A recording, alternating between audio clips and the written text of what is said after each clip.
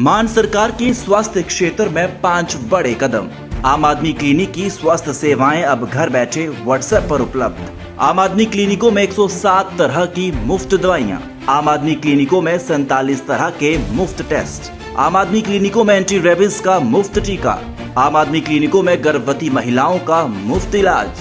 यही है नया पंजाब, जहां इलाज भी मुफ्त और मान सम्मान भी पूरा, क्योंकि लोगों की सेहत है सरकार की जिम्मेदारी।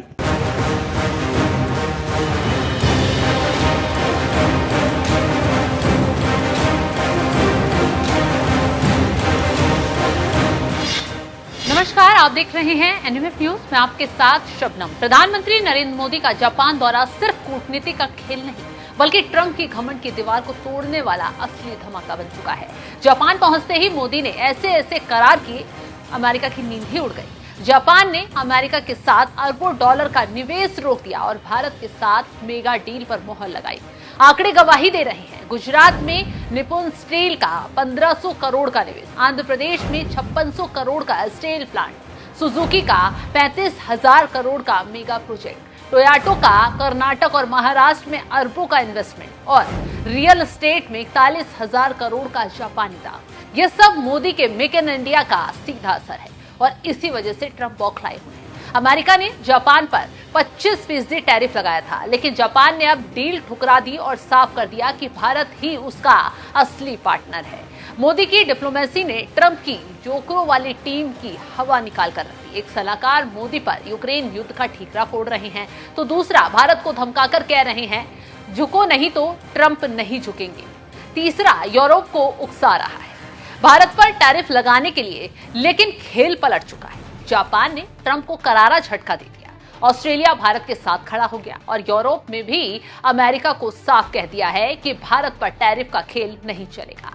यही वजह है कि ट्रंप की ट्रोल आर्मी और सलाहकारों की बेतुकी बयानबाजी अब कॉमेडी शो बन चुकी है। पर कहानी यही खत्म नहीं होती। अब असली सस्पेंस और ड्रामा तो तब शुरू होता है जब जापान के बाद प्रधानमंत्री मोदी चीन के लिए निकल जाते हैं।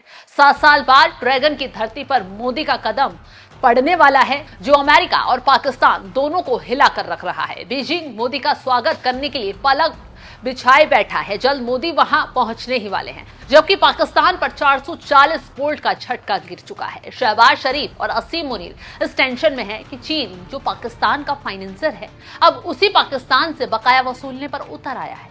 पाकिस्तान को चीन ने साफ कर दिया, पहले 423 करोड़ का बिल चुकाओ, फिर भीख मिलेगी। यानी मोदी के चीन पहुंचने से पहले ही पाकिस्तान का कटोरा खाली हो चुका है। पाकिस्तान की मीडिया और जनता पूछ रही है, मोदी ने ऐसा कौन सा जादू कर दिया, चीन भी भारत के साथ खड़ा होने जा रहा है। और यही नहीं, ऐसे समिट में मोदी की मौजूदगी में आतंकवाद की कड़ी निंदा पास हो सकती है, जो अब तक चीन रोकता रहा है। यानी पाकिस्तान का पूरा खेल खराब।